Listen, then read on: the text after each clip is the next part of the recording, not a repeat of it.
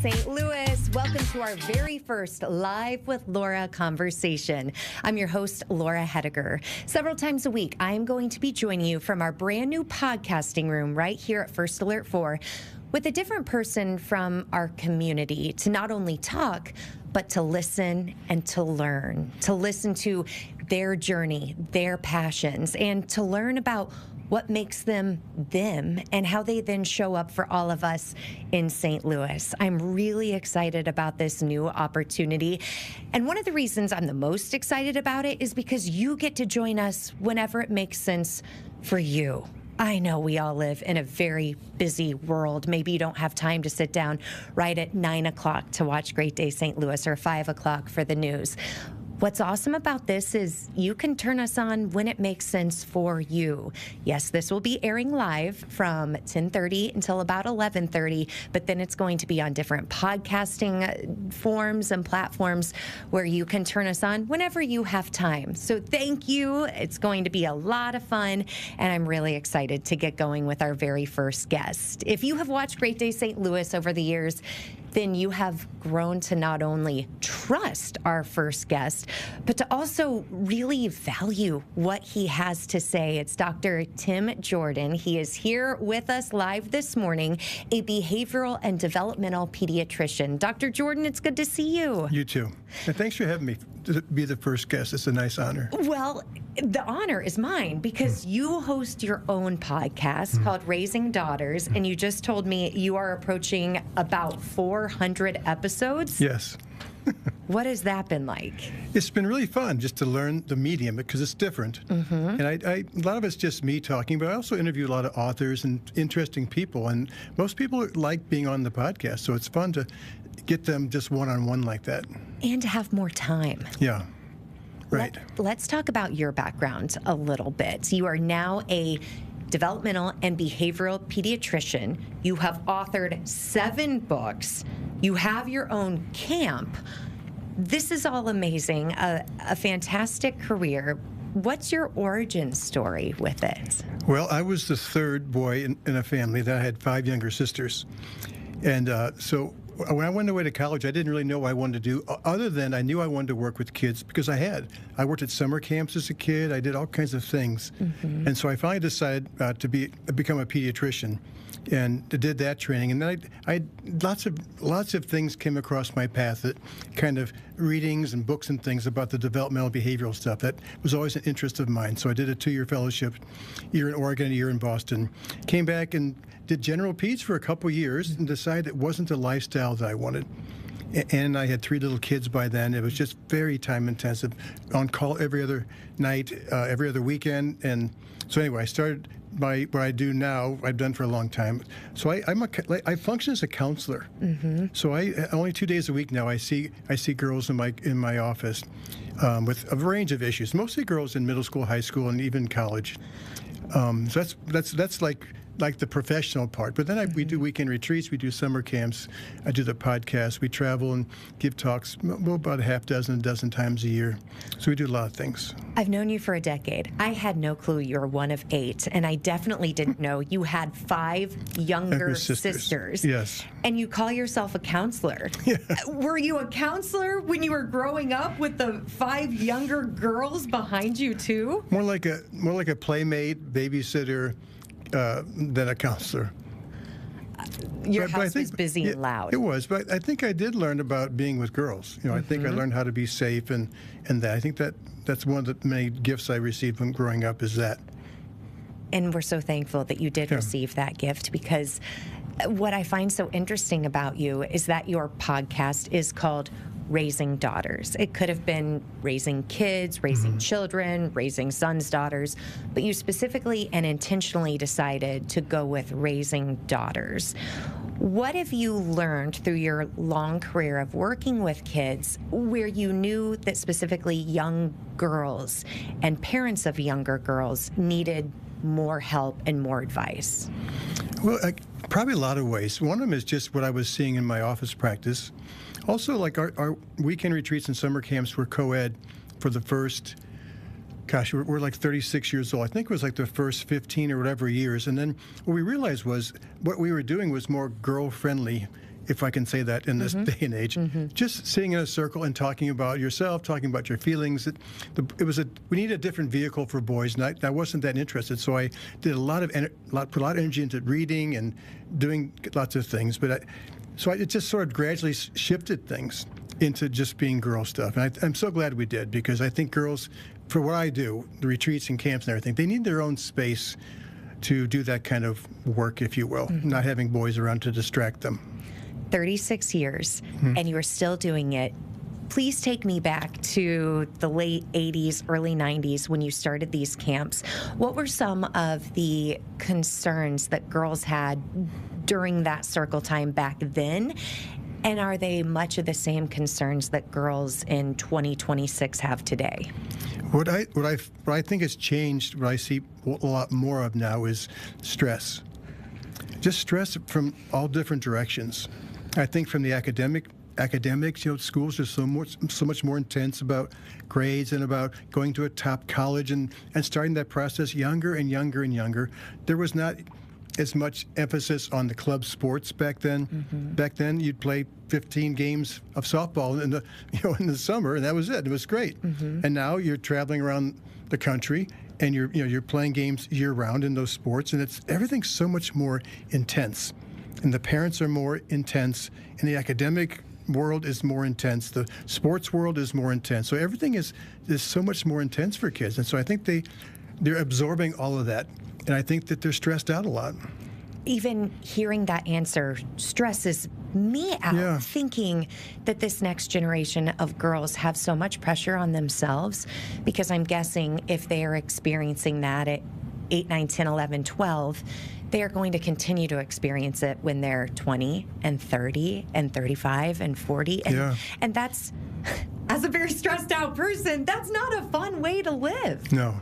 It's like never enough, and they're always trying to please people. Way too much energy about pleasing other people, not enough about what do I want to do, what am I choosing. I see so many athletes who are in kind of middle high school these days who are burned out. They don't even want to play their sport anymore. They hate it. And I'll say, why are you still doing it? Because they said, I can't quit. My parents would be so disappointed.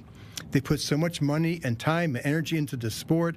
My coaches would be disappointed. They're so not wanting to disappoint other people that they just kind of trudge along, even though they're ready to quit, because it's not fun anymore, because it's become like a business or professional endeavor, if you will. So what's interesting with you specifically is you have the trust of the girls to share this with you. Do you then tell their parents how they're feeling? Do you help them figure out how to tell their parents too?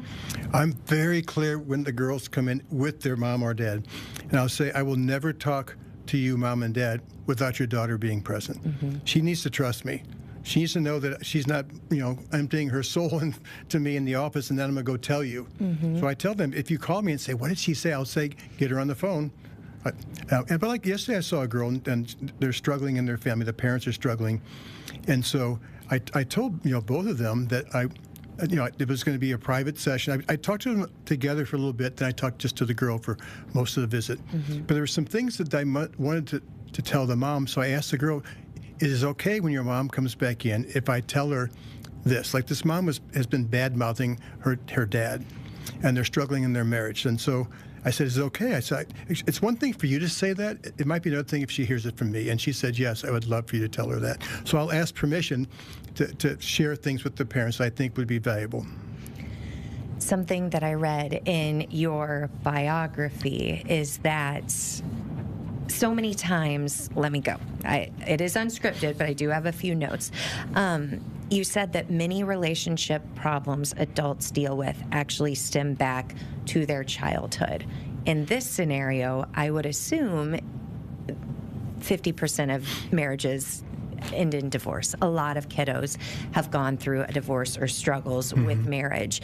But I would assume for kids who maybe don't have an outlet like you, and they see the friction of their parents and the bad mouthing, then having that in their childhood that they can't work through then, is that what you're talking about could show up as adults too? Yes. My wife and I, before we started the camps, we went through a 2-year training process to be able to teach these weekend retreats for adults, personal growth. Very intense and very emotional. It was awesome, and people really got a chance to get in touch with stuff from their past that was maybe holding them back now as adults. And most of the stuff they were struggling with now had the seeds from when they were kids, just unresolved feelings, unresolved issues that they had never taken care of that were now, there was a famous psychiatrist who called ghosts in the nursery, things that you experienced as a kid that would come back to haunt you in your parenting, because when we have kids, as you know, they stir up stuff. And so that's why we started the camps. I thought, why are we waiting until somebody's 40 or 50 to handle this stuff? We could do it while they're going through it. All these sorts of just everyday, quote unquote, kinds of issues. What are some of the everyday issues that you notice adults struggling with that they might, A, be passing on to their kids, but B, they still have hope to deal with and figure out? Well, like an example might be a mom who was shy as a kid and didn't have very many friends and was alone a lot or very lonely. Now they have a daughter who's also kind of a quiet introvert. So now, by God, my kid is going to have friends, and so she's pushing this girl to be more outgoing and to call people, and this girl's like, that's not my style. And so the mom's not aware of where all her energy is coming from unless, she learns. And then once she can make the connection, she can go, oh, this is about me not wanting her to experience what I did, but I need to understand she's not me. She's a whole different context around her right now. And so you don't want to bring that energy to her. Then she feels like you don't get me, you don't love me, you think I'm not good enough. And obviously that's not the message you want your daughter to receive. No, absolutely not. That's not the message you want anyone to receive. That kind of segues into what we discussed on the show today, where parents can have a tendency to project their own dreams that maybe they did not get to live out onto their kids and force their kids to follow their passions, even if that's not who they are.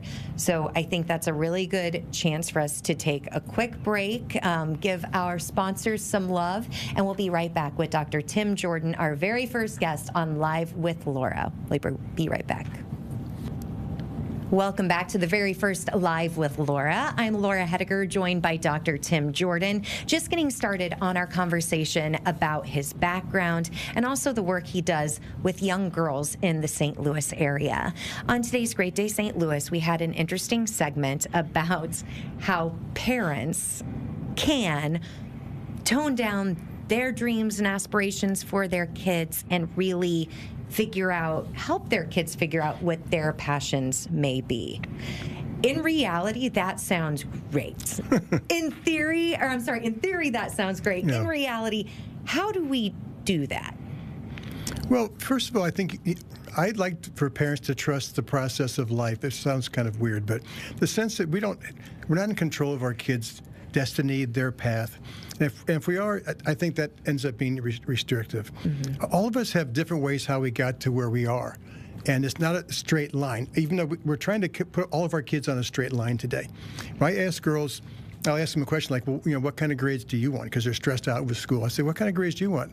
And they'll say, well, A's, like you idiot. And they don't say that, but I can see it. I'll say, well, why do you want A's? And then it gets interesting because they'll say, well, because I want to go to a good college. And I say, well, why do you want to go to a good college? Or not a good college, a top college. And this is a lot of girls who say this. And they'll say, well, so I can get a good job. Why do you want to get a good job? So I can make a lot of money. I'm thinking that's like the path that the educational system is putting our kids on. Like, we're pushing kids really early now to know what your major is. If you're a junior in high school, you don't know what your major is in college, you're behind. And I think the kids are absorbing that, I think, unhealthy path where everything is about making money, or being rich, being famous, all those kinds of things, as opposed to what do you like to do? What turns you on? What are you interested in? Because if you follow that at every age, you'll experience a range of things, and those things eventually. I developed what I call a dot theory years ago. Where I always ask girls, I say, do you ever done one of those connect the dot drawings? And they'll say, oh yeah. And I'll say, now I'll put some dots on a page. I'll say, if you look at that, what is it? And they'll say, I don't know. So then you connect the dots by the numbers, right? 1, 2, 3, 4, 5. Oh, it's going to be a clown. Oh, it's a clown. So at some point, enough dots connect where a picture emerges. I said, that's how you find your thing. I tell them in life. So you don't need to know the final picture, even though I think the culture and your families and your parents and the educational system is saying, you should know, as opposed to saying, I'm just going to be open to opportunities to cross my path, dots. It could be a class in school. It could be a sports team. It could be reading a biography. It could be meeting someone for a cup of coffee. It could be all kinds of things. It could be rock climbing. And you don't do it because someday, you do it because it just came across my path. I'm drawn to it. Seems like fun. I don't know. So you do it. And then that leads to another dot, and another dot, another dot. And eventually you get old enough where you can look back and go, oh, I can see now how that started to connect. And you don't need to force it. I think we're encouraging our kids to force it as opposed to saying, let your life unfold. I am going back to my own childhood because when I grew up, I'm from a small town in southern Illinois. Our very first mall and closest mall was St. Clair Square. I hated shopping, hated it. Things have changed.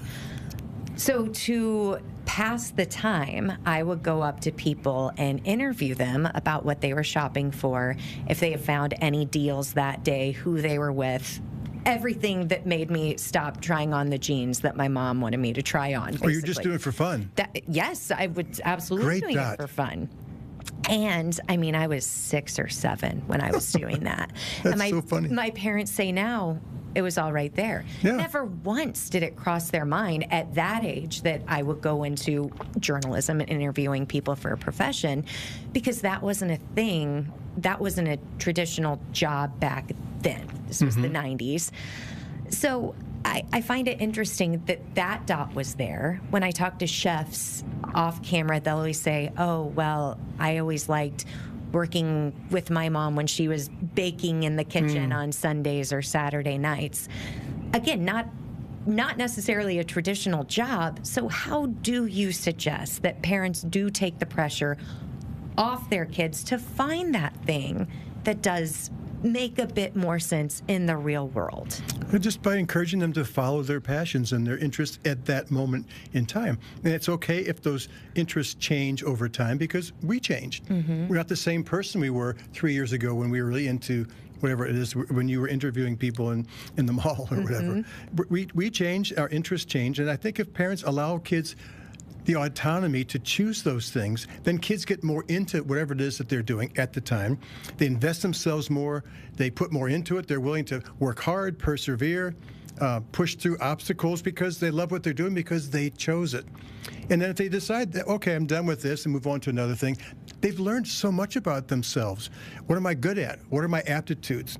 What am I interested in? What do I like? What do I not like? You learn so much with every one of those dots, if you will, that leads you to the next one. I think I want parents to trust that, process. Let's talk about your camp a little bit. What is the name of it?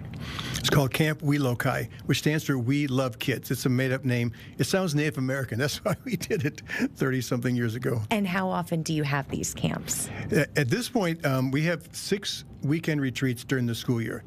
3 in the spring, 3 in the fall. 1 for grade school, 1 for middle school, 1 for high school each semester. Then the summer we have 2 separate 1-week camps. 1 with grade schoolers and middle schoolers, 1 with middle schoolers and high schoolers. I wanted to bring this in now because I was blessed with the opportunity to MC your trivia night 2 years ago, and I was really impressed that some of the workers that night who were making things happen, aside from you and your wife, were former campers. And I believe there were a few that current ones. Sure. that had come back from college or had even graduated from college.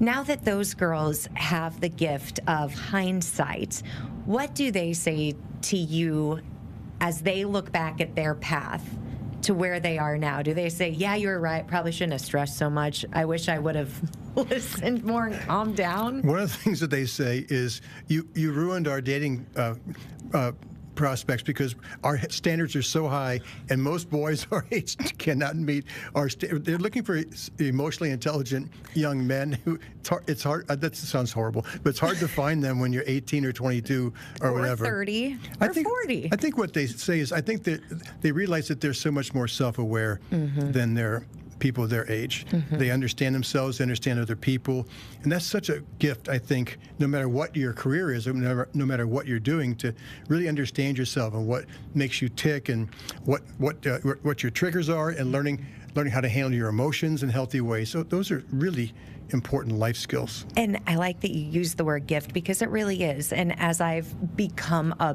parent, I have really tried working on myself more to make sure whatever insecurities I still have, that I don't project them onto my own children.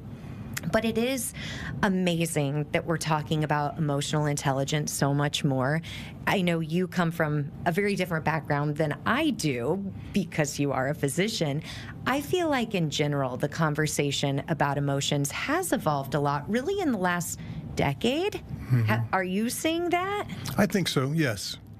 I think not enough, but I think yes. I think in general, I think the culture is a little bit more aware of the importance. I think some people judge it like these kids there's so many kids are stressed out. Well, they don't have nearly as bad as we had it and all that. But the stresses are different today than they were 20, 30, 40, 60, whatever years ago. And I think a lot of the stresses is because what kids today do is instantly put out there. Yeah. How much of social media anxiety or technology caused anxiety are you seeing in the girls that you work with? A lot. And I think it's because they're starting on that way too early. And I tell parents that I don't think they should be on social media till at least high school, and with a really good track record. Meaning track record of, are they mature? Do they make good choices? Are they so insecure that they're so worried about what everyone else thinks without the device? Because if you're worried about those things without the device, then you're really going to be in trouble when you have the device. And I think there's kind of a brick wall that society is hitting when we use the phrase social media. Some people are like, oh, well, just don't let the kid have a Facebook or Instagram account. I'm guessing from what you see and the girls you work with, it's not just that. I would assume it's also the instant access that a smartphone does give kids. Yes. And just the way things can spread really quickly, rumors and gossip and those sorts of things. And I think, rumors and gossip and all that is things that kids have to learn how to, the girls I work with have to learn how to deal with, and not to let it, derail them. But it's one thing to do that when you're just face to face at school during the day. It's another thing where it follows you home, and it follows you all the way till if you have a phone in your room, which they should not, but they often do. You're up at 2 o'clock in the morning scrolling because people are saying bad things about you. It just never leaves you. My girlfriends, I think the oldest child of my girlfriends is 8 years old, so still has not gotten a cell phone yet. But we had a girlfriends get together in Chicago this summer, and we were talking about when to get smartphones for kids. And a couple of my friends live in the Chicago area, and there's a big push right now for the kids to sign a contract, and I know you've heard of it, the no phone till 8. There's a better phrase, right? Yes. Okay, but till 8th grade, basically. Is that something that you're seeing more kids buy into, more parents pushing, more school districts pushing? I think schools are starting to put their foot down and saying no phones in school. I think that's brilliant. I don't think that they should be walking around the hallways, looking at their cell phone or in class or whatever. I interviewed some girls from my podcast. They're in college, some women, I guess, and they're in college. And they were talking about how it's so hard to meet people at college. I said, you go to a zoo, there's 30,000 whatever people here, and what they say is people are walking around campus looking at their phone, and they're a lot of times with their earbuds in. They sit down before a class, and they're all are on their phones. Class is over, they get up, and they're on their phones. They say even at bars and at parties and things, people are on their phones. So it's really hard to really get to meet people. So what advice do you then give these girls? To try and find people, to even make agreements with like your roommates or the people on your floor, that when we're together and hanging out, that we all put our phones away. When we have get-togethers at our house for different reasons for campers or our camp counselors, a lot of times we put a basket by the door so they put their phone in there. I run a group for high school girls that meets every 2 weeks, and so when they walk in, they put their phones on my desk, because they know that we're not going to be going, and then everybody looking down because they want to be totally focused on each other for the hour and a half. So I think they can make agreements with each other because they all feel it. They don't like it, but it's just everybody's doing it, so I guess I got to do it. And I think, especially if they're doing it in these hour and a half settings with you, with the girls you work with, then maybe they go back to their own group of friends and say, hey, let's try this. And then there's almost a network effect then of different groups trying it, and then they'll realize we can all survive without instantly checking Snapchat. It'll be okay. Yeah. When they come to our camps in the summer or the weekends, at the check-in table, we always say, where's your phone? And, oh, my God, they have all kinds of excuses. Well, I need it for an alarm clock, or I need it to wait, this or that. We're like, no, you don't. No, we'll wake you up. And so it's like handing over their bag of crack. They'll hand it to their mom or their dad. And I can tell you, at the end of a week of camp, we'll ask, especially the high schools, will say, did you miss your phone? Nobody missed their phone.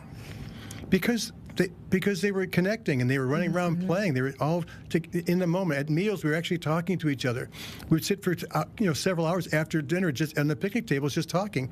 They don't have a chance to do that because everybody's got their face in their phone. Okay, you have 3 children and 4 grandchildren. 5 grandchildren. Congratulations. Growing up, I am sure there was something that your kids wanted. And everyone has it. Everyone's doing it. Everyone's going to this party. Everyone. I think parents today are probably inundated with those when it does come to phones. What advice do you have for parents to stick to what they know is right, given that it's a constant thing, not only from their kids, but maybe also their kids' friends' parents too? 2 things. One of them is we used to have family meetings once a week, and we did it religiously every week for years, starting when the 2 oldest were probably like 6 and 7 or somewhere in there. And so we would make agreements together as a family about all kinds of things. But one of the things we agreed to as a family, it wasn't a rule that mom and dad said. The agreement was 1 sport a season.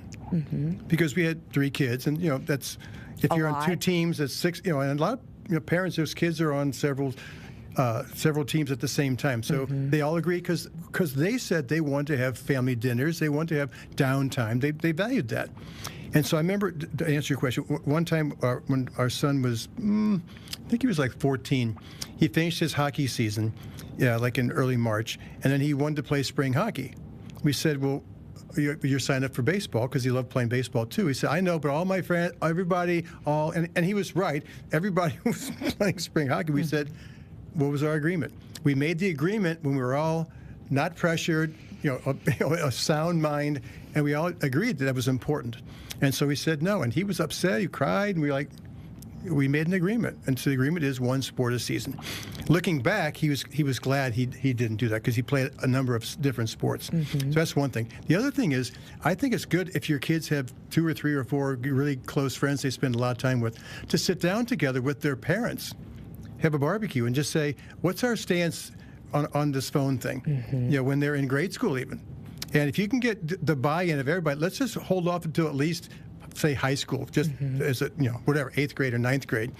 So then if they come home and say, everybody's got a phone, actually, they don't. You don't. Your 4 best friends don't either. And it makes it easier. It does. And my parents growing up would have done exactly that with my best friend. And we're now in such a weird society where we don't even talk to each other, where maybe it should go out on the parents a little bit more to get to know the other people in the school, so you can have the reinforcements. Because back to you saying all the girls are thinking the same thing, there's a good chance the majority of the parents are thinking the same things on these 2. They're all scared. But they're afraid because their kids say, well, if I don't have a phone, everybody else has a phone, and they buy in, and then there's so much mischief. It was different when I was a kid too. I'm a lot older than you, but in our neighborhood, we all the parents knew us. Oh yeah. And so they would yell at us, and they would discipline us, quote unquote, if we were doing something wrong. So it was different back then, because I think there was more of a sense of a real family or a community because of that. Yeah. Can't tell you how many times Becky Rains told me not to do something. So, Becky, thank you. And then would tell my parents when I did do that thing. We are going to take another quick break. We are here for the very first episode of Live with Laura with our special guest, Dr. Tim Jordan. We'll be right back. We hope all of you are having a great day. It's been a great day here at First Alert 4 as we are expanding our streaming platform with this show, Live with Laura. I'm Laura Hettiger. We have about 10 minutes left of our first episode, being joined by Dr. Tim Jordan, a local behavioral and developmental pediatrician who, Dr. Jordan, you've dedicated so many years of your life and your career specifically to working with young girls. I think that's amazing, as I am now raising a daughter. And something that keeps sticking out to you is emotions. What do you mean by girls and emotions, and how we can be better at handling them? Right. What I mean by it is there's just normal ups and downs of life. And I also think their lives are more stressful than mine was, more complicated than mine was in a lot of ways. And I don't think that we've done a good job of teaching them how to handle their emotions, how to learn from them. One of the things I saw a girl recently who had just broken up with her boyfriend, and her parents' response, and they love, they're nice parents. They're trying to be helpful. What they're saying is, it's okay, you'll get over it. And it's kind of like, I don't want to get over it. I'm in the middle of my grieving, and she needed permission to be able to be sad and to feel whatever it is that came up, confusion, anger. She has a whole myriad of emotions from, a normal breakup. But I don't think we give kids enough skills to do that. They need to be able to step back from their lives, have some quiet time, without technology, to really be with themselves and to do some journaling or do some drawings. I have a wall in my office with all these different drawings that girls have done for me, like expressing some emotion. They're amazing. And you don't have to be a great artist to do that. Just finding vehicles to express yourself. What I told that girl, and I tell girls all the time, is what is unexpressed becomes unmanageable. The emotions aren't the problem. The problem is squishing them, not expressing them, because they build up. And then they build up and they build up, and all of a sudden you're on overload, you're on overwhelm. And then it starts leaking out as anger, can't fall asleep at night, can't focus in school, anxiety, depression.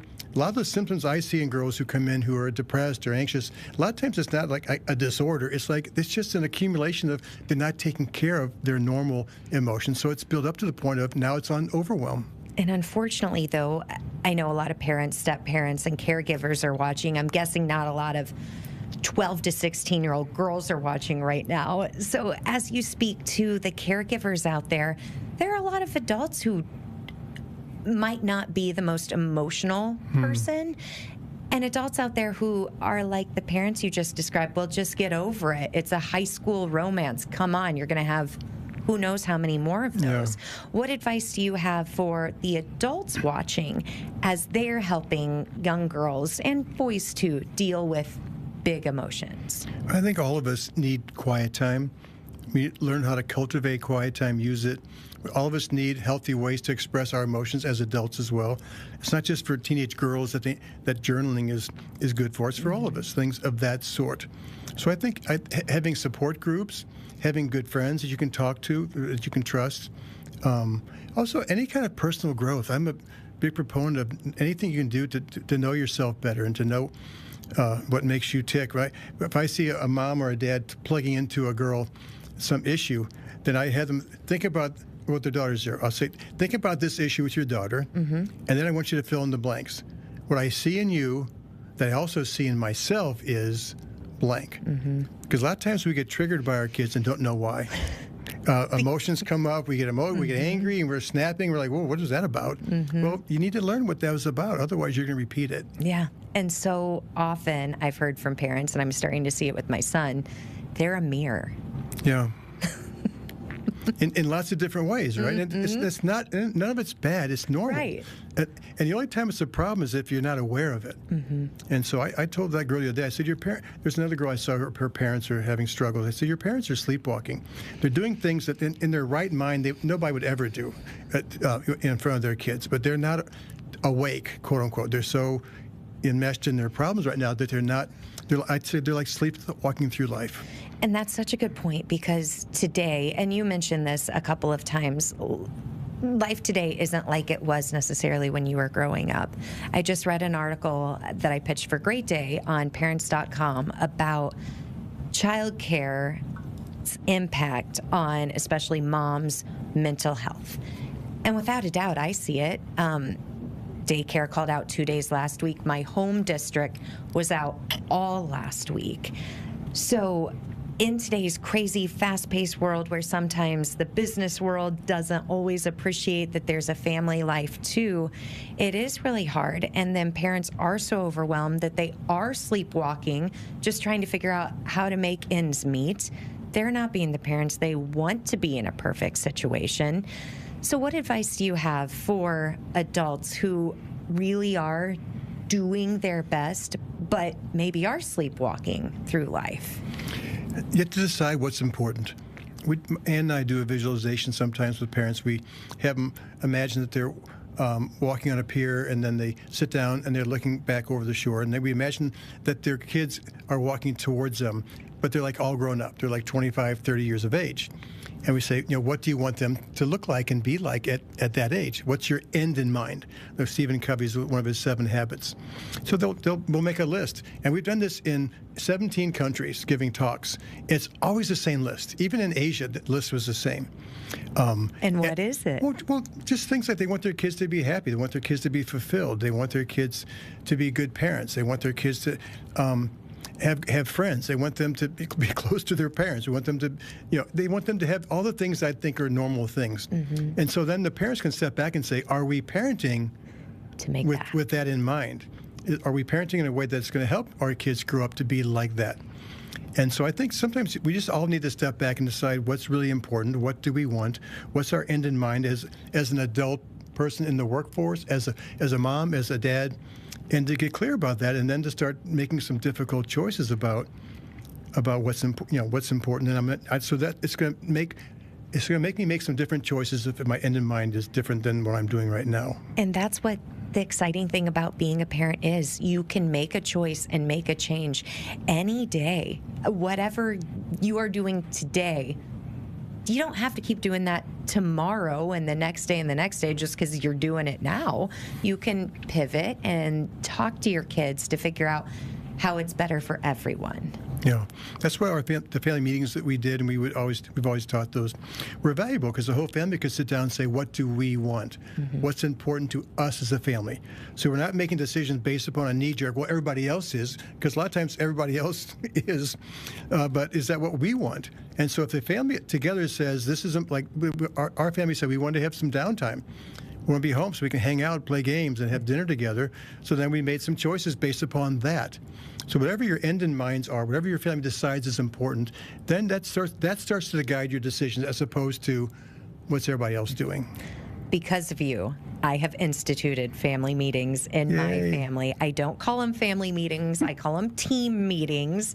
And my son is just 2 and my daughter's 1.5 years. And we do these team meetings. Dr. Jordan, there will come a time, probably a few years from now, where they're going to say, why do we do this? And I'm going to say, because mommy's friend, Dr. Tim Jordan, says we should be doing it. And my son, I kind of think, likes these because it allows us to talk about what to expect over the weekend or the next few days. Yeah. So thank you for that advice, and thank you for sharing so many pearls of wisdom with our viewers today. You're welcome. Thanks for having me. What are you most excited about with your life as we wrap up? I rewrote a book that I wrote 20 years ago. It's called Keeping Your Family Grounded When You're Flying by the Seat of Your Pants. And I just made it into an audiobook, which I think will be done sometime in the next month or two. So I'm excited about that. I'm also starting to read. I wrote some children's books a while back. I tried to get them published and got rejected. So I'm going back and starting to write some children's books again. Well, once they are out, please come back to Great Day. We would love to see them. Thank you, sir. For sure. And thank you, friends, for joining us for the first Live with Laura. We will be back on Thursday ahead of the Super Bowl. Are you a Rams a St. Louis Rams fan? Yes, I'm not that into football, but do you remember when we won in 2000? The last second tackle? I was into it then. Mike Jones? Yes. Who made that tackle? He will be on the show on Thursday at 10:30 after he is inducted into the St. Louis Sports Hall of Fame tomorrow night. It should be a lot of fun. In the meantime, thank you for joining us, and make it a great day, St. Louis.